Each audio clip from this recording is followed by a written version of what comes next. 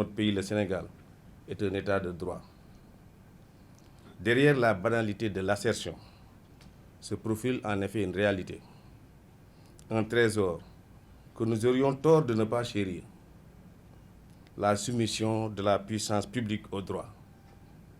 Que ce soit le droit interne ou celui qui procède d'engagements internationaux, restera toujours un défi que seules les grandes nations auront le cœur de relever.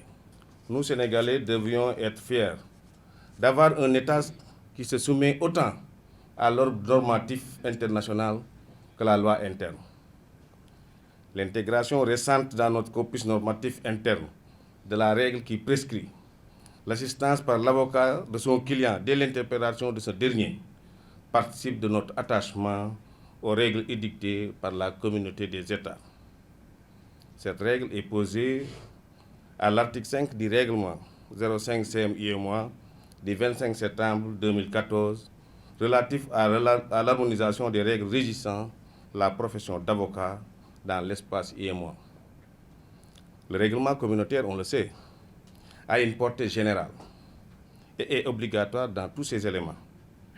Il est directement applicable dans tout État.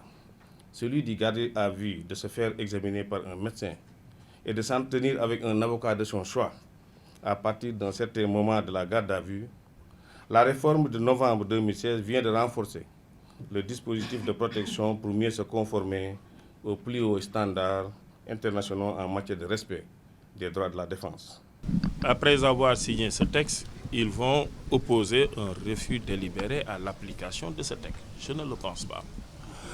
Il se trouve que ce texte a trouvé sur place des habitudes qui ont été établies depuis de très très longues années. Je trouve tout à fait normal et compréhensible que ces habitudes, aient quelques difficultés à céder la place à la réforme. Moi, c'est l'approche plutôt que j'ai et non l'approche d'un refus systématique. À preuve, lorsque j'ai pris mes fonctions de bâtonnier, j'ai écrit une lettre à toutes les autorités pratiquement de l'État, à commencer par le Premier ministre, par le garde des Sceaux, le ministre de l'Intérieur, le directeur de la police, le commandant de la gendarmerie, le haut commandant de la gendarmerie, j'allais dire. Et cela a eu pour effet de débloquer la situation dans le sens du vote de la réforme du Code de procédure pénale à l'Assemblée nationale.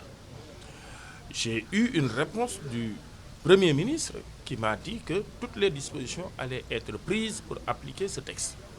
Donc, en vérité, je crois qu'il y avait des habitudes, il y avait des pratiques qui existaient et qui aujourd'hui doivent être abandonnées pour d'autres pratiques nouvelles. Et c'est surtout ça qui a été à l'origine des difficultés d'application du règlement numéro 5. C'est comme ça que je comprends la situation.